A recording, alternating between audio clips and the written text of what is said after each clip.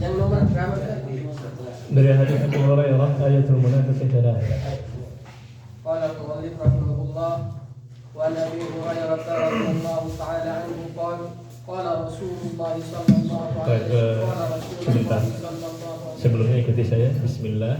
Bismillah. Wassalatu wassalamu ala Rasulillah. Wassalatu wassalamu ala Rasulillah. Nah.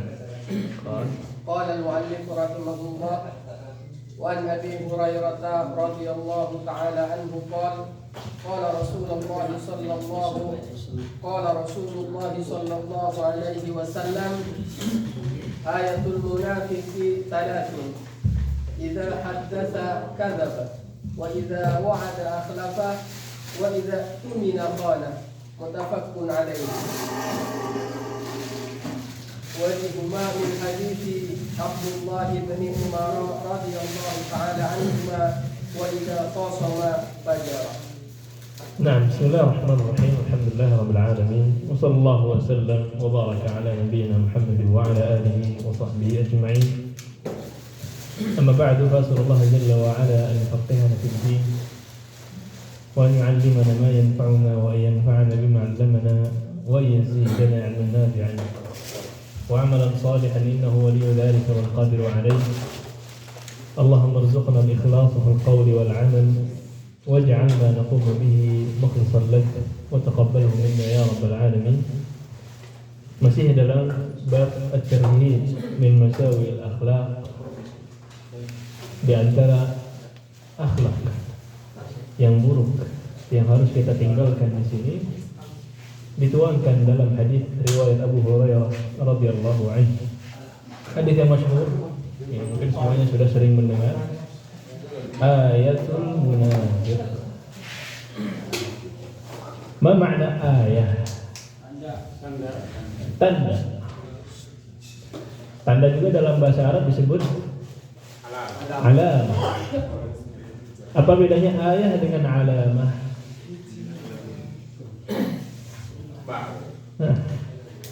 ولا تقول ما ليس لا تتفلسف. Nah, alamah itu ayah. Ayah itu alamah. Tapi ayah itu khusus untuk alamah, dalah, dalalah, la iskala fihi. Ayah adalah tanda yang sangat jelas. Tidak ada keraguan, tidak ada setengah-setengah begitu. Jadi ayat yang sangat jelas, tanda yang sangat jelas, derajatnya lebih tinggi dari sekedar alamah. Ayatul munafiq, tanda-tandanya orang munafik. Ma makna munafiq?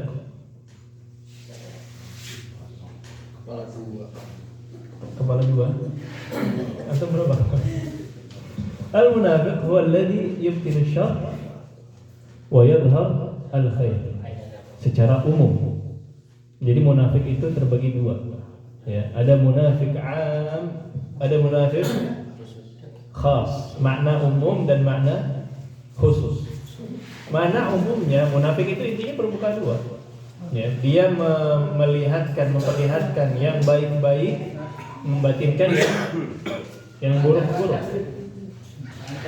Tapi makna yang khususnya, makna syar'inya adalah orang yang menampakkan keislaman padahal di dalamnya adalah kekufuran. Jadi secara bahasa munafik itu diambil dari kata nafiqah. Nafiqah. Nafaq. Nah, apa makna nafaq? Terowongan. Nafiqah terowongan. Terowongannya apa? Nafiqah itu ya yutlaq ala al-yarbu' atau yarbu'. Jerbuah. Tahu jerbuah? Yang jerbu. Iya. Kayak tikus, tangannya pendek. Ekornya panjang, hidupnya di gurun. Mereka tinggal di mana? Nafiqah. Aywa, dia bikin nafiqah, bikin terowongan. Jadi jerbuah itu dia kayak tikus, hewan di gurun. Dia bikin terowongan untuk tinggal di bawah gurun. Kebiasaan jerbur, dia bukan cuma bikin gua, tapi dia bikin terowongan panjang, masuk satu pintu, keluar pintu kedua.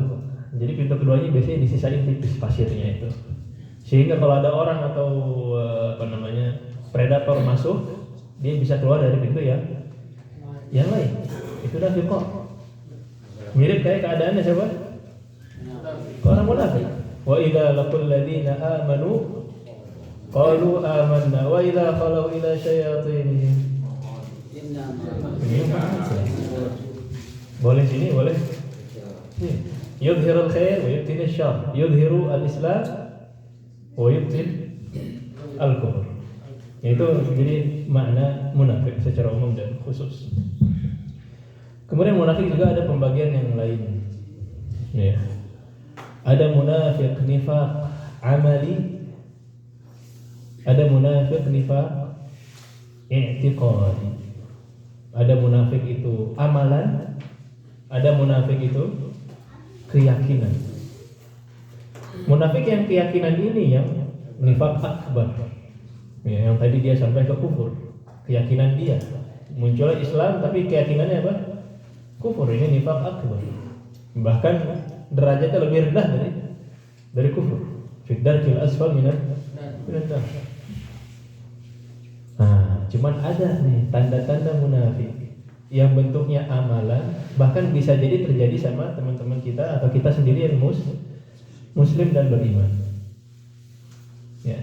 Jadi kalau bicara tadi ya, ancaman orang yang berada di derajat terbawah, bukan derajat, tempat terbawah di neraka, itu orang yang munafik secara i'tiqadi, keyakinan. Jadi adapun yang di hadis ini adalah nifaq amali, enggak otomatis dia langsung pada tempat yang tadi kita sebutkan. Kemudian ya ikhwah sekalian,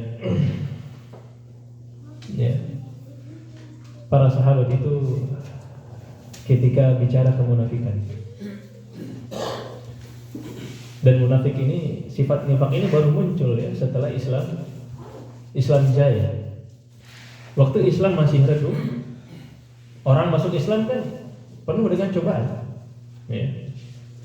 Malah kebalikannya, ya, orang Islam kadang-kadang harus bersiasat. Tapi ketika Islam mulai jaya, Islam mulai ada negara di Madinah, kemudian mulai memperluas, mulai banyak pengikutnya, pasukannya. Kebalikannya, orang yang cuman pengen maslahat duniawi, yang penting nggak diganggu begitu, ya, cari aman, dia ngaku-ngaku Islam. Ini jadi cobaan yang baru muncul setelah kejayaan Islam. Tapi para sahabat radhiyallahu anhum ajma'in, ketika dibahas masalah munafik atau masalah nifaq, mereka itu tidak menunjuk orang lain. Mereka itu bukan ayatul munafiqi tsalah. Kemudian yang dia lakukan tadi ayatul munafiqi tsalah, idza haddatsa kadzaba wa idza wa'ada akhlaf wa idza tu'min khana. Mereka matanya enggak nyari orang lain dulu, siapa yang begini nih. Enggak. Mereka bukan nyari siapa di antara kita yang munafik. Enggak. Ya, tapi kebalikannya, justru mereka menfitnah, ya, mencurigai diri mereka dulu sebelum mencurigai orang lain. Ya, itu para sahabat hatinya bersih. Ya. Ya, padahal yang dibahas adalah munafik. Munafik itu kan treason, ya, pengkhianatan dalam negara itu kalau dalam bab politik. Ya. Tapi kita dapat hadis-hadis yang sebenarnya cuma lebih ringan dari ini, tapi kita langsung ke orang lain. Ya. Bahas kesombongan langsung cari siapa yang sombong, bahas kekiran langsung cari siapa yang kikir. Padahal harus kita dulu. Kita kikirnya, kita sombongnya, kita munafik atau tidak. Berikan contoh satu sahabat bernama Hanzalah radhiyallahu anhu. Hanzalah ini bukan sahabat main-main. Beliau syahid ketika perang Uhud. Bahkan memiliki laqab ghasilul malaikah, yang akan dimandikan oleh malaikat, karena beliau baru nikah. Nah, kemudian perang jihad. Baru nikah ya. Kita aja kalau nikah kadang-kadang cutinya lama. Pulang ke Indonesia, kuliahnya masih udah mulai 2 pekan masih di Indonesia gitu.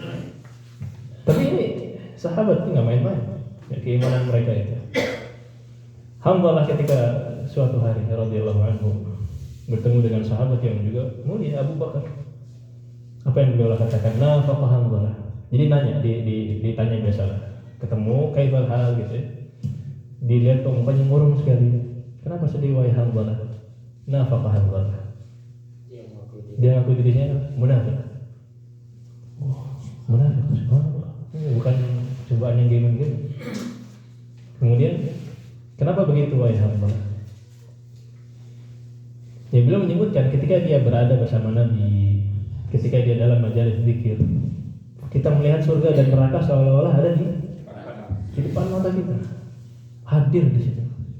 Tapi giliran pulang, ketemu keluarga, ketemu anak, lupa lagi main gitu ya, sibuk dunia, lupa lagi.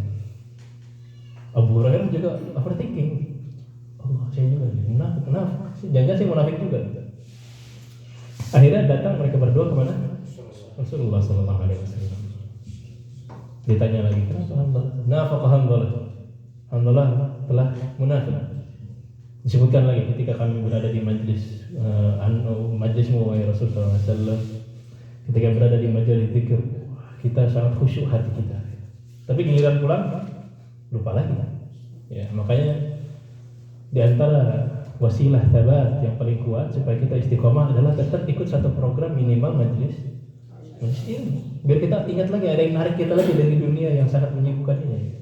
Harus ada satu yang rutin kita hadiri minimal. Kemudian apa jawaban dari baginda Rasulullah Sallallahu Alaihi Wasallam?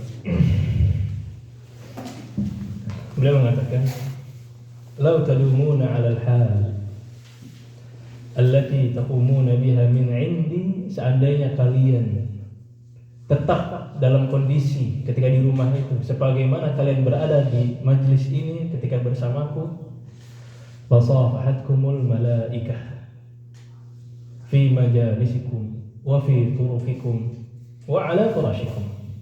Kalau kalian kondisinya sama terus, imannya naik terus, kuat terus, benar-benar malaikat pasti akan menyalami kalian, saking hebatnya. Ya, di jalan-jalan disalami malaikat, di majlis kalian disalami malaikat, bahkan di atas kasur kalian akan disalami oleh malaikat. Kalau kalian begitu terus itu mulia sekali.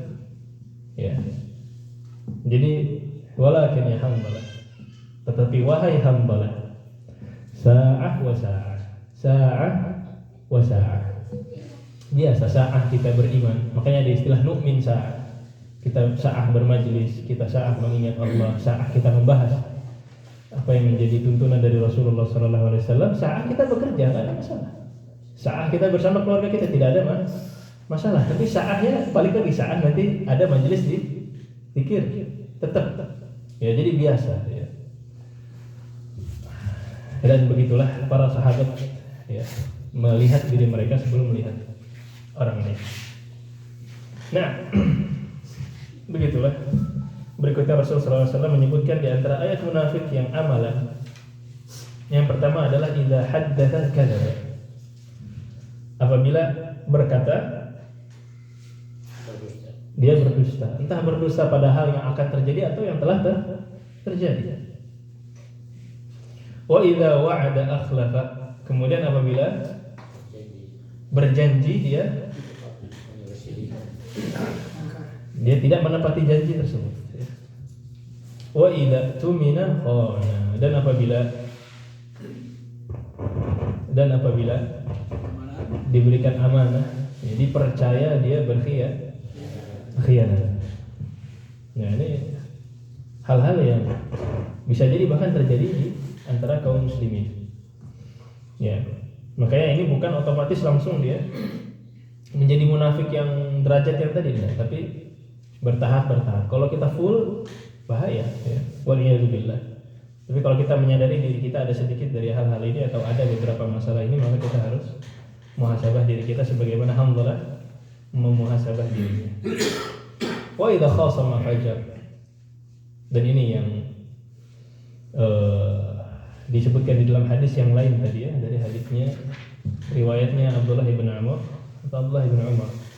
Wa idza khasama fajar. Apabila mereka bersengketa, yaitu dia kayak orang enggak beriman.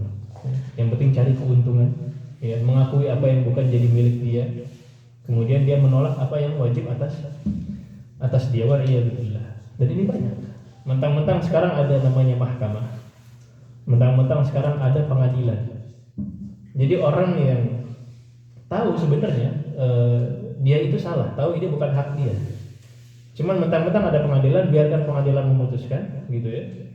Kemudian walaupun itu bukan hak dia, akhirnya dia ambil dengan keputusan pengadilan. Apakah halal? Keputusan pengadilan tidak menghalalkan. Pengadilan itu hanya faslul khusum. Pengadilan itu cuman selesai sengketanya, biar nggak ada ribut-ribut lagi, urusan selesai. Tapi masalah benar dan salah, mereka berdua tahu siapa yang benar dan yang salah. Ini wa idza khasama fajar. Makanya orang mukmin itu, seandainya dia dalam sengketanya dia tahu dia salah, dia berhaknya sebagian saja, misalkan dia tahu batasnya, tidak melebihi dan malah mengambil harta dari lawan sengketa kita. Baik, di antara faedah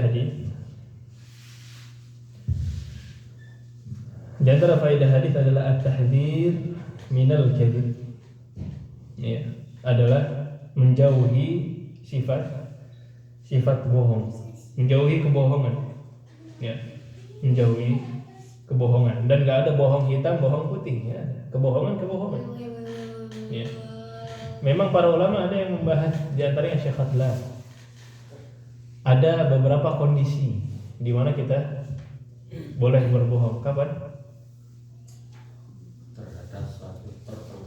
Ketika ada pertengkaran, kita ingin mendamaikan, ya. Dan sebenarnya nggak harus bohong, juga bisa jadi. Ya.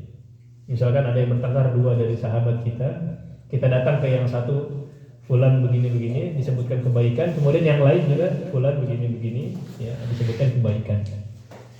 Itu satu. Yang kedua,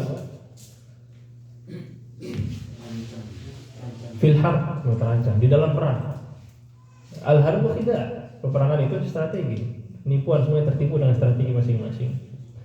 Dan yang terakhir, suami istri fima yakhussuhuma, ada syaratnya. Cuman urusan antara mereka berdua. Jangan mentang-mentang suami istri ada bohongnya kemana-mana. Ya, hal-hal yang kemana-mana gitu, enggak. Ini cuma antar mereka aja. Jadi kalau kita lihat kondisi ini terbatas sekali. Ya, jadi jangan pakai alasan-alasan ini kemudian kita nggak apa-apa berbohong, yang penting demi maslahat banyak. Lihat dulu kondisi ini terbatas. Ya, jadi nggak ada bohong hitam, bohong putih. Hati-hati ya. Apalagi orang yang berbohong kemudian biar ketawa gitu, ini masalahnya apa? Wailul liman haddath, wailul ladzi yuhaddithu fayakthiba. Biar apa? Liyadhaka bihil qaum wailul lahu.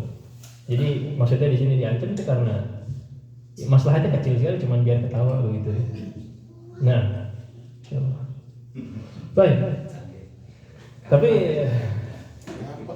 Tapi ketika kita melihat buku-buku hadis dan buku-buku sejarah, ya, kadang-kadang orang Hijaz secara umum itu menyebutkan kadzib atau kadzaba, tapi maksudnya bukan bohong, ya, tetapi maksudnya adalah salah. Ya, maksudnya adalah salah. Itu secara bahasa biar nggak salah paham ya. Ketika kita baca hadis misalkan yang tentang Abu Sanabil, ketika itu ada salah seorang sahabiyah yang suaminya syahid, gugur di medan perang, kemudian sahabiyah ini melahirkan, ya, di beberapa hari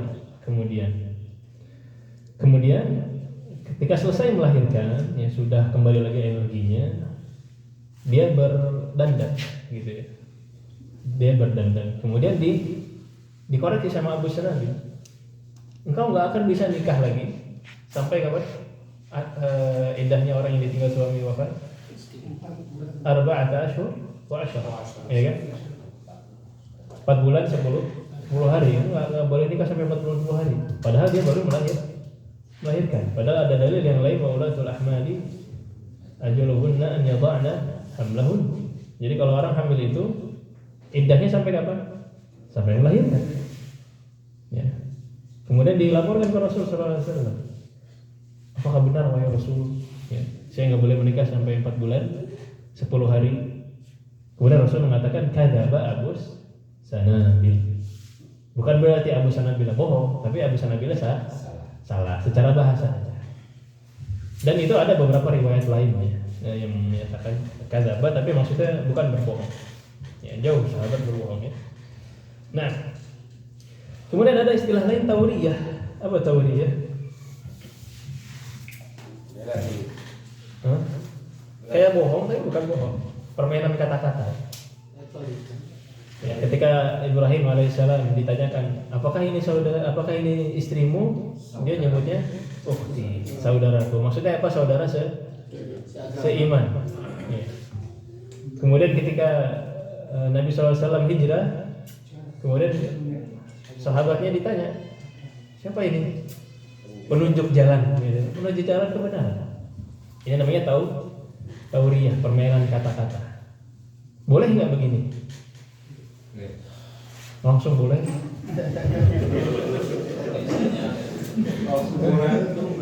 Tergantung apa?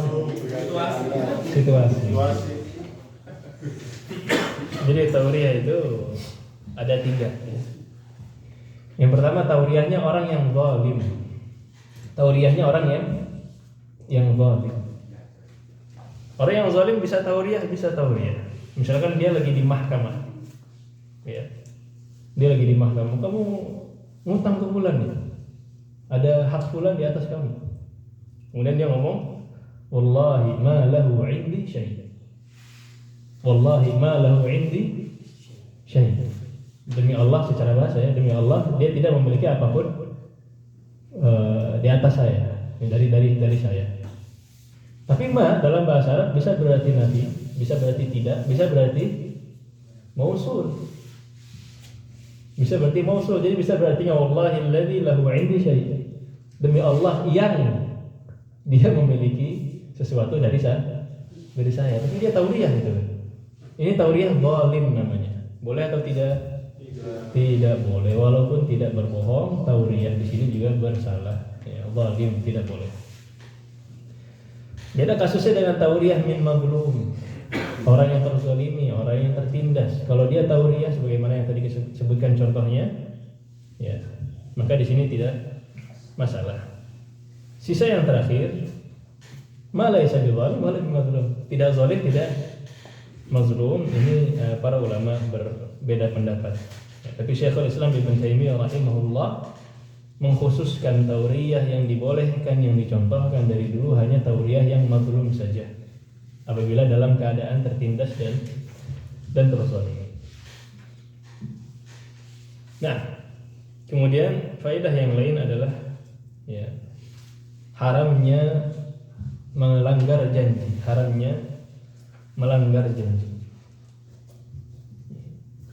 Jadi al-wafa'u bil wa'di atau al-wafa'u fil wa'di wajib. Ya, menepati janji itu wajib. Makanya sebenarnya orang yang meminjamkan uang, kalau ada ajalnya, ada jatuh temponya, misalkan Abu Zaki meminjamkan uang ke Fulan gitu ya, jangan yang minjam. Fulan ini ya, minjam ke Abu Zaki 1.000 real, kapan dikembalikan? Nanti insya Allah bulan Desember, pergantian tahun, akhir bulan Desember. Jadi di antara bentuk mematuhi kesepakatan, mematuhi janji juga jangan ditagih sebelum jatuh tempo, jangan ditagih. Ya kecuali antum ada kondisi khusus dan itu sesuai dengan keluasaan dia misalkan, ya. Jadi itu di antara bentuk menepati janji juga. Ya. Nah, kemudian diharamkan khianat, ya. Diberikan kepercayaan, kemudian kita mengkhianati kepercayaan tersebut. Nah, ini diantara sifatnya orang munafik. Masih ingat kisahnya di surah Al-Hasyr, di dalam kisahnya Bani Nadir, Bani Nadir ya, di surah Al-Hasyr. Jadi diantara sifatnya orang kafir itu, orang munafik itu memanas-manaskan, ngomporin Bani Yahudi waktu itu, ya. Ngomporin kaum Yahudi di Madinah, ya. Kalau kalian perang, kita perang sama kalian, ya. Kalau kalian mau merangi Rasul, kita perang sama kalian. Kalau kalian mau diusir dari Madinah, kita akan keluar juga dari Madinah bersama kalian. Ya. Tapi itu cuma janji-janji bohong saja. Giliran mereka beraksi, kemudian Rasul melawan dengan kaum muslimin, memerangi mereka balik, mengusir mereka dari Madinah, orang munafiknya kemana? Hilang saja. Kamathali syaitani idh qala lil insani kfur, seperti syaitan yang ngomong ke insan, berkufurlah, kafir kalian, keluarlah dari agama. Falamma kafar, tapi giliran manusianya kufur, qala inni bari'un, saya sudah berlepas diri dari kalian. Inni akhafullaha rabbal alamin, bahkan ditambahkan saya takut kepada Allah rabbul alamin. Ya, tapi sama dua-duanya kena azab ya. Fakana aqibatuhuma annahuma fin nari khalidaini fiha. Nah, jadi itu diantara sifatnya kaum munafik, memberikan kepercayaan kemudian mengkhianati. Sama. Baik, mungkin satu hadis ini saja ya, yang kita bahas pada hari ini. Singkat tapi insyaallah bermanfaat ya, untuk semuanya. Kita cukupkan. Subhanakallahumma wa bihamdik, asyhadu an la ilaha illa anta, astaghfiruka wa atubu ilaik. Wa sallallahu wa sallam ala nabiyyina Muhammad wa ala alihi wa sahbihi ajma'in. Assalamualaikum warahmatullahi wabarakatuh.